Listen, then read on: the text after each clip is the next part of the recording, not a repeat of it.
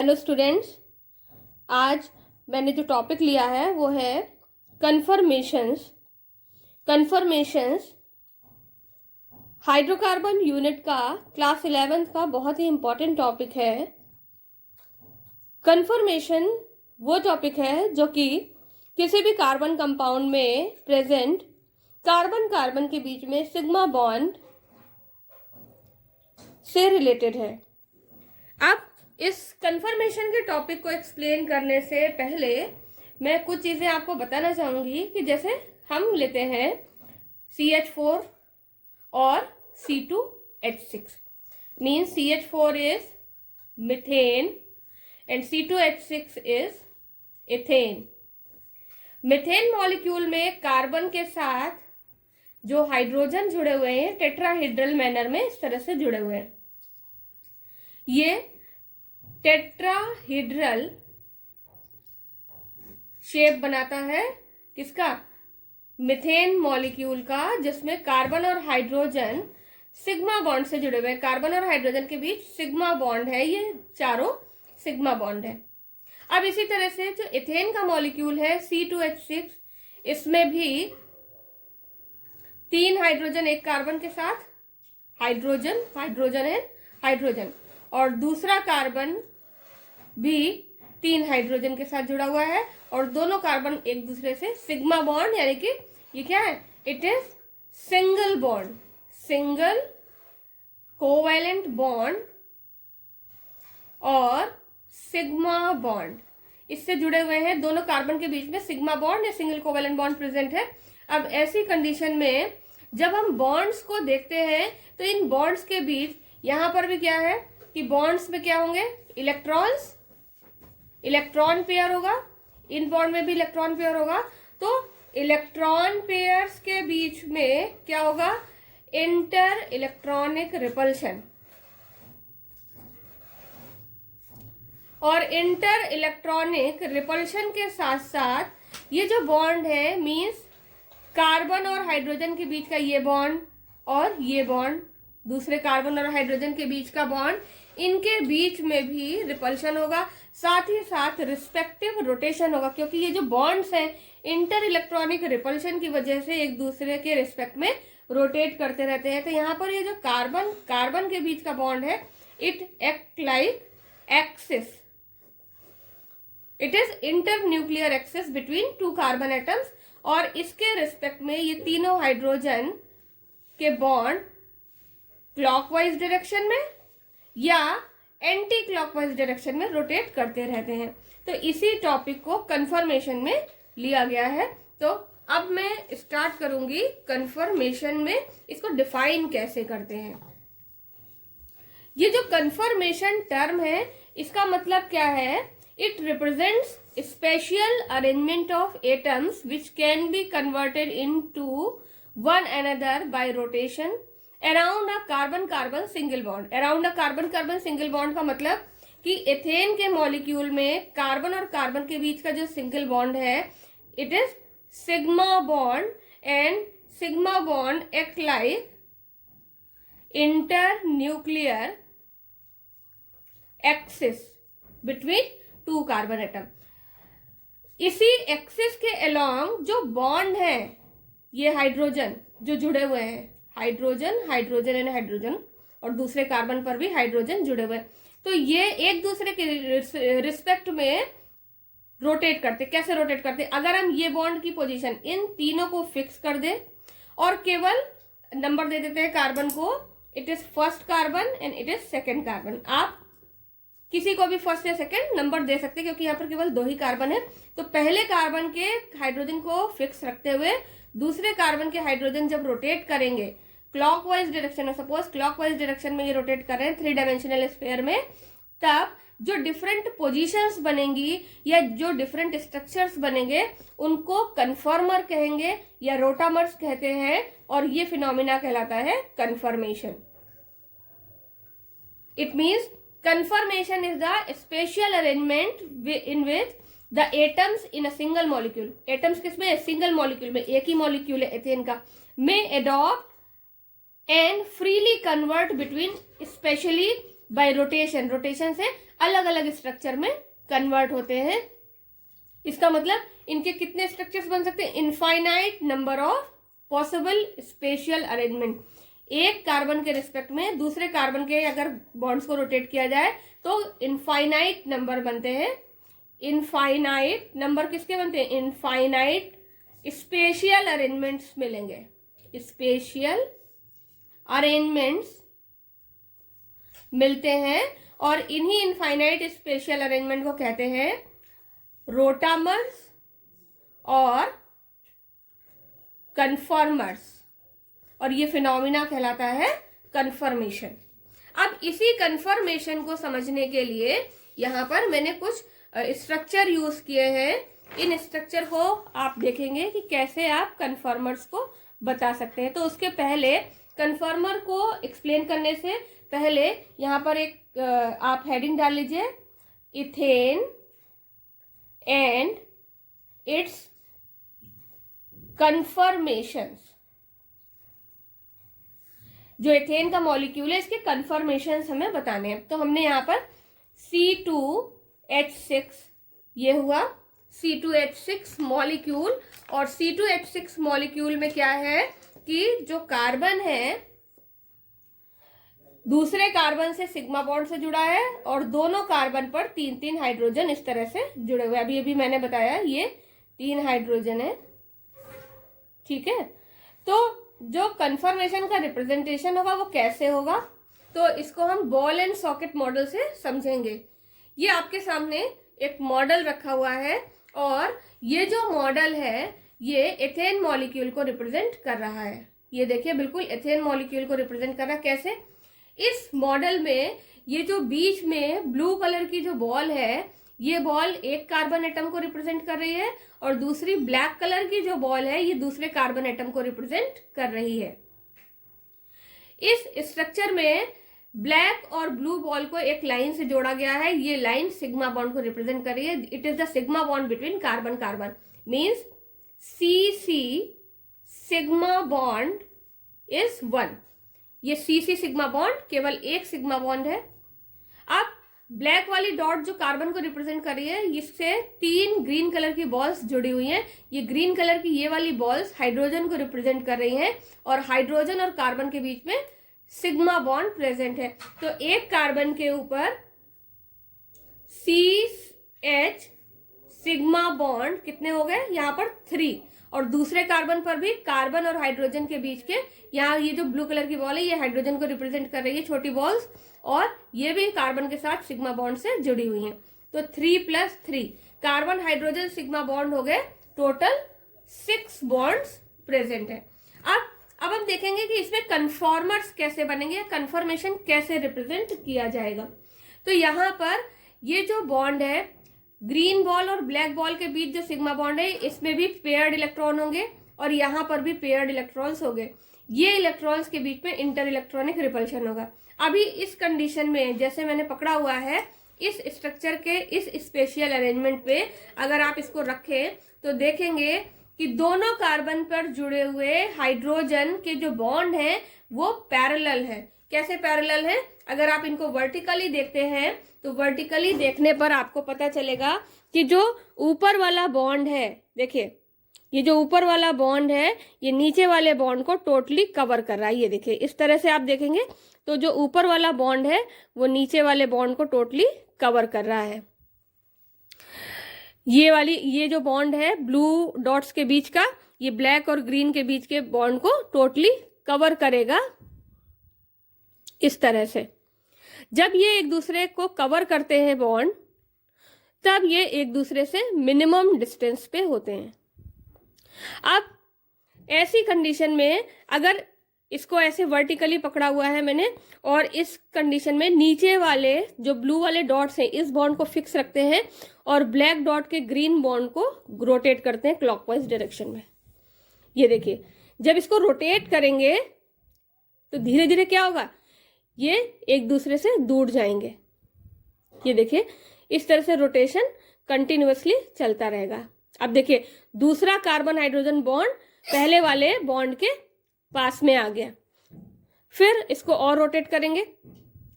तो जैसे जैसे इस तरह से आप क्लॉकवाइज रोटेट करते जाएंगे तो कुछ एंगल इंक्रीज होगा, फिर इस तरह से ऐसे रोटेशन कंटिन्यूअसली चलता रहेगा, ये इस तरह से।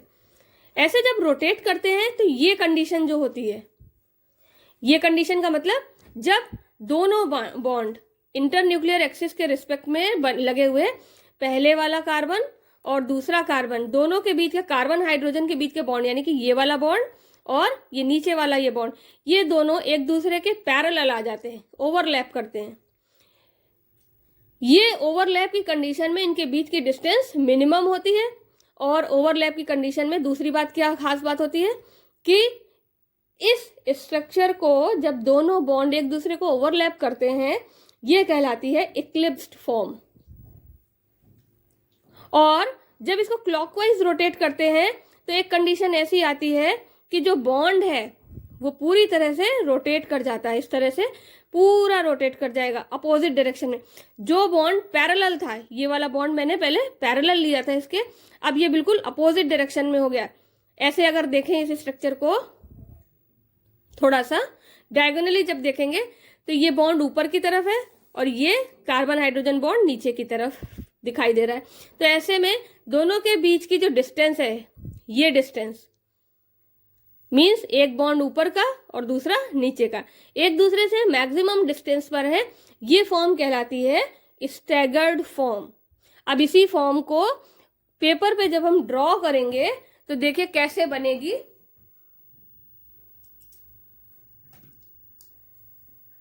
कार्बन को डॉट से रिप्रेजेंट करेंगे,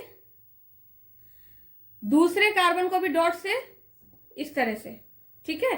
अब इस पे हम हाइड्रोजन ऐड करेंगे तो देखिए कैसे कि एक डॉट लगाई ये एक कार्बन को और दूसरी डॉट दूसरे कार्बन को रिप्रेजेंट कर रही है। पहले वाली डॉट पर जो टुवर्ड्स ऑब्जर्वर है, मींस जो ऑब्जर्व कर रहा है उसकी तरफ है, तो अभी हमें बनाना है इक्लिप्स्ड फॉर्म। तो इक्लिप्स्ड फॉर्म में क्या होगा कि दोनों बॉन्ड एक दूसरे के पैरेलल होंगे। तो एक बॉन्ड ऐसे ऊपर की तरफ, दूसरा ये और तीसरा ये, इसी तरह से इसी के पैरेलल एक बॉन्ड ये हुआ, दूसरा ये हुआ और तीसरा ये। अब यहां पर हमने लगा दिया हाइड्रोजन। अब इसको ध्यान से समझेंगे डायग्राम में भी। हाइड्रोजन, बहुत से बच्चे कंफ्यूज होते हैं कि ये पैरेलल कैसे हैं। तो देखिए ये ऊपर वाला बॉन्ड इसके पैरेलल है, ये बॉन्ड इससे पैरेलल है, और ये नीचे वाला जो बॉन्ड है ये बॉन्ड इसके पैरेलल है, इस तरह से। और ये जो स्ट्रक्चर है it is called eclipsed form. Eclipsed form में क्या क्या कंडीशन होगी कि बॉन्ड एक दूसरे के पैरेलल होंगे, ये आपस में पैरेलल होंगे। जब पैरेलल होंगे तो इनके बीच की डिस्टेंस मिनिमम होगी, ये डिस्टेंस मिनिमम होगी, बॉन्ड शेयर्ड इलेक्ट्रॉन के बीच की डिस्टेंस मिनिमम होगी, मींस मैक्सिमम रिपल्शन। तो इक्लिप्स्ड फॉर्म के लिए जो चीजें हैं वो आपको ध्यान रखनी है। अब इसके बाद हम देखेंगे कि इसकी स्टैगर्ड फॉर्म को कैसे ड्रॉ करेंगे।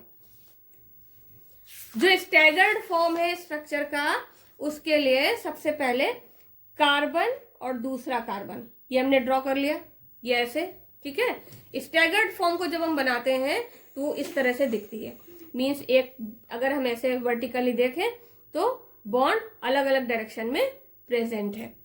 तो एक रेयरर कार्बन जो ऑब्जर्वर से दूर है, एक ये हुआ, दूसरा और ये तीसरा बॉन्ड, इस तरह से, ठीक है। ये तीन बॉन्ड हो गए। और जो ऑब्जर्वर के पास है कार्बन, वो एक बॉन्ड ये होगा, दूसरा इस तरह से और तीसरा इस तरह से। एक हाइड्रोजन, दूसरा हाइड्रोजन और ये तीसरा हाइड्रोजन। यहाँ पर भी हाइड्रोजन, लेकिन यहाँ पर ये क्या है, ये बॉन्ड एक दूसरे के पैरेलल नहीं है, बिल्कुल इन्वर्टेड कंडीशन में है। मींस ये हाइड्रोजन जो ऊपर की तरफ था अब इससे बिल्कुल अपोजिट डायरेक्शन में है। तो अब ये जो डिस्टेंस हुई, मींस इस कार्बन से, सॉरी इस हाइड्रोजन से और इस हाइड्रोजन के बीच की, ये क्या हो गई, इट इज मैक्सिमम डिस्टेंस। और जब मैक्सिमम डिस्टेंस होगी तो रिपल्शन मिनिमम होगा, और जब रिपल्शन मिनिमम होगा तो स्ट्रक्चर क्या हो जाएगा, स्टेबल होगा, और ये फॉर्म कहलाती है स्टैगर्ड फॉर्म। इट मीन्स जो स्टैगर्ड फॉर्म है इसमें बॉन्ड एक दूसरे से ज्यादा डिस्टेंस पर है, इसलिए इनके बीच रिपल्शन कम है, और रिपल्शन कम है तो इनकी स्टेबिलिटी ज्यादा हो जाती है। ये जो बॉन्ड्स के बीच का रिपल्शन है, repulsion between bonds, it is called torsional strain. इसका नाम क्या है, टॉर्जनल स्ट्रेन है, जो एडजेसेंट बॉन्ड के बीच में पाया जाता है जब कन्फॉर्मर्स की हम बात करते हैं। तो ये जो टॉर्जनल स्ट्रेन है, जितना कम होगा मॉलिक्यूल या स्ट्रक्चर की स्टेबिलिटी उतनी ही ज्यादा होगी। अब एथेन के कन्फॉर्मर्स को बताने के बाद अब एथेन के जो कन्फॉर्मर्स हैं उनको रिप्रेजेंट कैसे करेंगे, तो देखिए जो कन्फर्मेशन है, कन्फर्मेशंस और कन्फर्मेशनल आइसोमर्स, इनको रिप्रेजेंट करने के दो मेथड हैं। पहला है सॉहॉर्स प्रोजेक्शन या सॉहॉर्स मेथड, और दूसरा है न्यूमैन प्रोजेक्शन। तो सॉहॉर्स प्रोजेक्शन में क्या होता है, सॉहॉर्स प्रोजेक्शन में फर्स्ट टाइप है, इसमें कन्फॉर्मर्स को रिप्रेजेंट करते हैं, कार्बन कार्बन के बीच के बॉन्ड को एक लाइन से ड्रॉ करते हैं। जैसा कि अभी मैंने बताया था कि कार्बन कार्बन के बीच का जो बॉन्ड है वो एक लाइन से इस तरह से रिप्रेजेंट किया जाएगा, ठीक है, और कार्बन हाइड्रोजन के बीच का जो बॉन्ड है वो भी लाइन से रिप्रेजेंट करेंगे इस तरह से। तो ये जो स्ट्रक्चर है ये रिप्रेजेंट करता है सॉहॉर्स प्रोजेक्शन मेथड को, जिससे कन्फॉर्मर्स रिप्रेजेंट किए जाते हैं। ये हो गई इक्लिप्स्ड फॉर्म, इक्लिप्स्ड फॉर्म जो अभी डिस्कस की है। और दूसरा जो प्रोजेक्शन का रिप्रेजेंटेशन है वो है एक के बॉन्ड को उसी तरह से रखते हुए, एक कार्बन पे जुड़े हुए हाइड्रोजन को पहले वाली पोजीशन पे रखते हुए दूसरे कार्बन के बॉन्ड्स को जब हम रोटेट कराते हैं तो एक कंडीशन ऐसी आती है जब बॉन्ड्स एक दूसरे से मैक्सिमम डिस्टेंस पर होते हैं। इस तरह से मैक्सिमम डिस्टेंस पर है, ये नीचे वाला बॉन्ड इस ऊपर वाले से मैक्सिमम डिस्टेंस पर है, तो मैक्सिमम डिस्टेंस पे होने की वजह से यहां पर क्या होगा, मिनिमम टॉर्जनल स्ट्रेन। जब मिनिमम टॉर्जनल स्ट्रेन होगा इसका मतलब ये फॉर्म मोर स्टेबल होगी। कौन सी form, staggered form. It means staggered form की स्टेबिलिटी हमेशा इक्लिप्स्ड फॉर्म से ज्यादा होगी। तो ये हो गया सॉहॉर्स प्रोजेक्शन। इसी प्रोजेक्शन को मैंने इस स्ट्रक्चर से एक्सप्लेन किया था। ये जो कंडीशन दिख रही है अभी आपको, ये कंडीशन है इक्लिप्स्ड फॉर्म की, जिसमें दोनों कार्बन पे जुड़े हुए हाइड्रोजन एक ही डायरेक्शन में है, और इसी के जस्ट अपोजिट डायरेक्शन जो होगी वो होगी ये form. It is staggered form, जिसमें ये बॉन्ड और नीचे वाला ये ग्रीन वाला बॉल, इन दोनों बॉन्ड के बीच की डिस्टेंस मैक्सिमम है, मींस टॉर्जनल स्ट्रेन इस समय सबसे कम है। जब टॉर्जनल स्ट्रेन सबसे कम है तो यहाँ पर रिपल्शन भी कम होगा। इसी तरह से ये बॉन्ड, इससे देखिए डिस्टेंस, इन दोनों के बीच की डिस्टेंस मैक्सिमम है, और जब मैक्सिमम डिस्टेंस पर है तब ये भी टॉर्जनल स्ट्रेन इनके बीच कम है और मॉलिक्यूल या स्ट्रक्चर की स्टेबिलिटी बढ़ जाती है। अब हम बात करते हैं न्यूमैन प्रोजेक्शन की। सॉहॉर्स प्रोजेक्शन के बाद जो दूसरा आता है वो है न्यूमैन्स प्रोजेक्शन। न्यूमैन्स प्रोजेक्शन में जो रिप्रेजेंटेशन है वो एक बड़े सर्किल और छोटे सर्किल से किया जाता है। ये बड़ा सर्किल भी C1 को रिप्रेजेंट कर रहा है, छोटा सर्किल C2 को कर रहा है। C2 means the carbon towards observer, towards observer, और C2 का मतलब है अवे फ्रॉम ऑब्जर्वर। बड़ा वाला जो सर्किल है फर्स्ट कार्बन है C1, छोटा वाला सर्किल C2 को रिप्रेजेंट कर रहा है, इट इज टुवर्ड्स ऑब्जर्वर। आप C1 और C2 दोनों को अलग अलग भी बता सकते हैं। अब यहां पर मैंने C1 और C2 को एक्सप्लेन करने के लिए इस तरह से एक स्ट्रक्चर लिया है। देखिए इस स्ट्रक्चर में आपको क्लियर दिख रहा होगा, इस स्ट्रक्चर में ये जो व्हाइट कलर की जो शीट है, ये जो व्हाइट कलर का सर्किल सा बना हुआ है, ये रिप्रेजेंट कर रही है फर्स्ट कार्बन को, it is away from the observer. And blue colour की जो डॉट है सेंटर पे, ये रिप्रेजेंट कर रही है उस कार्बन को जो ऑब्जर्वर की तरफ है। अब इस पर लगे हुए दोनों कार्बन से जुड़े हुए हाइड्रोजन को ब्लैक कलर की डॉट से रिप्रेजेंट किया गया है, वो बॉन्ड जो ऑब्जर्वर की तरफ है। और नीचे ग्रीन कलर की जो बॉल्स यूज की गई इस तरह से देखिए, ग्रीन कलर की जो balls, these are away from the observer. जब इस तरह के स्ट्रक्चर में दोनों बॉन्ड एक दूसरे को ओवरलैप करते हैं, न्यूमैन प्रोजेक्शन में यही बताया गया है, ये इक्लिप्स्ड फॉर्म है। ये जो स्ट्रक्चर है इट इज इक्लिप्स्ड फॉर्म।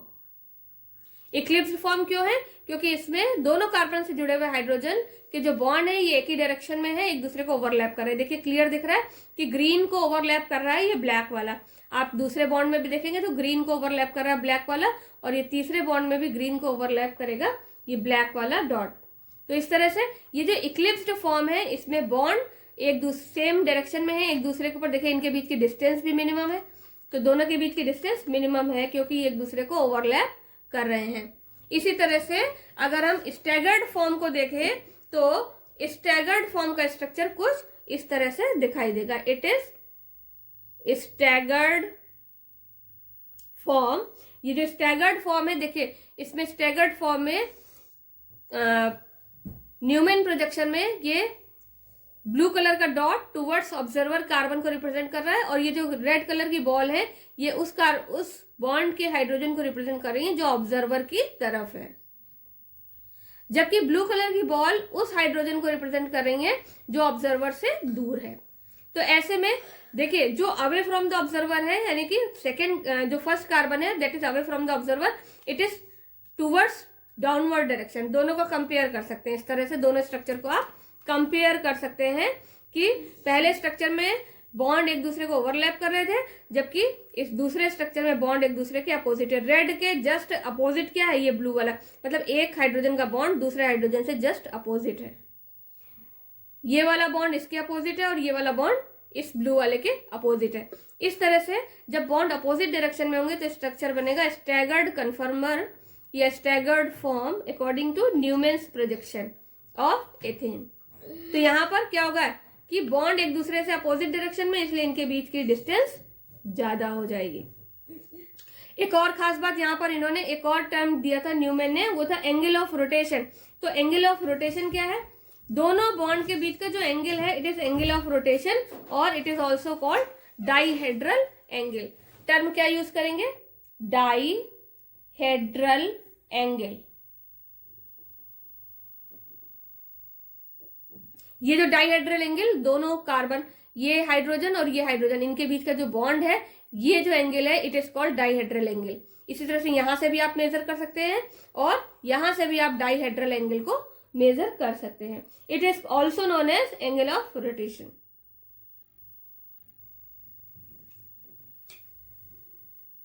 तो अगर हम पेपर पे इसी डायग्राम को ड्रॉ करेंगे तो एक सर्किल बनाएंगे, सर्किल में एक सेंटर पे डॉट होगी जो कार्बन को रिप्रेजेंट करेगी और सर्किल भी कार्बन को रिप्रेजेंट करेगा। ये हो गए 3 बॉन्ड, और ये पीछे वाला जो स्ट्रक्चर है वो कुछ इस तरह से रिप्रेजेंट किया जाएगा, ऐसे। ठीक है, यहां भी हाइड्रोजन है, ये देखिए दोनों हाइड्रोजन आप रिप्रेजेंट, टोटल 6 हाइड्रोजन होने चाहिए यहाँ पर। ये सेंटर किसको रिप्रेजेंट कर रहा है? कार्बन को। It is eclipsed form. और इसी तरह से स्टैगर्ड फॉर्म में एक डॉट और सर्किल कार्बन को रिप्रेजेंट करेगा। ये देखिए, ये हाइड्रोजन 3 और अगले जो हाइड्रोजन होंगे जस्ट अपोजिट इस तरह से। ठीक, अब ये जो एंगल है it is called dihedral angle,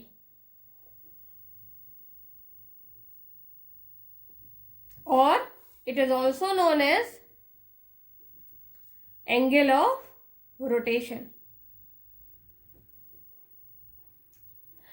अब इक्लिप्स्ड फॉर्म और स्टैगर्ड फॉर्म, अब दोनों डायरेक्ट तो नहीं बन जाएंगी कि पहले एक इक्लिप्स्ड और दूसरी स्टैगर्ड फॉर्म बन गई, तो दोनों फॉर्म के बीच के जितने भी स्ट्रक्चर होंगे ये हो गया इक्लिप्स्ड फॉर्म।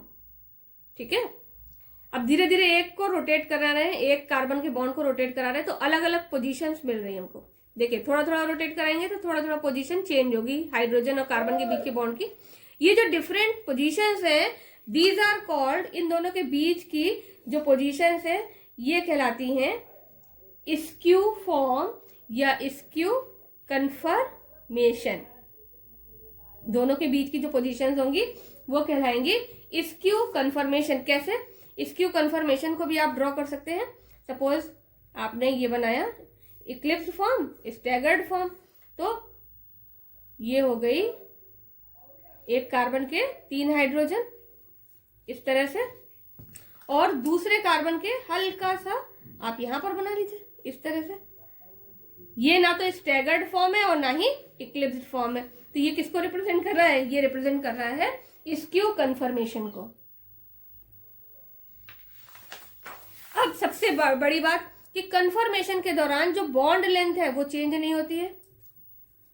मींस कन्फर्मेशंस ऐसे स्ट्रक्चर हैं जिसमें no change in bond length of CC और CH बॉन्ड्स। ठीक है, और दूसरी खास बात क्या है? दूसरी खास बात यह है no change in bond angle, no change in bond angle. Bond angle भी चेंज नहीं होता है कन्फर्मेशन में, ये सभी सेम रहते हैं। और फिर तीसरा पॉइंट हमने क्या कंक्लूड किया? Staggered form is more stable than eclipsed form, ये भी कंक्लूड किया। और चौथा point, staggered form more stable क्यों है? Because staggered form has less torsional strain. Staggered form में टॉर्जनल स्ट्रेन कम है, इसीलिए ये ज्यादा स्टेबल है। और ये जो डाइहेड्रल एंगल है, डाइहेड्रल एंगल और angle of rotation, it is also known as torsional angle. ये टॉर्जनल एंगल कहलाता है। और मोस्ट इंपॉर्टेंट पॉइंट वो क्या है? Not possible to separate, not possible to separate any conformation. किसी भी कन्फर्मेशन को सेपरेट करना पॉसिबल नहीं होता है। तो इसी तरह से ये कन्फर्मेशन, एथेन की कन्फर्मेशन जो आपके सिलेबस में है वो कंप्लीट होता है टॉपिक।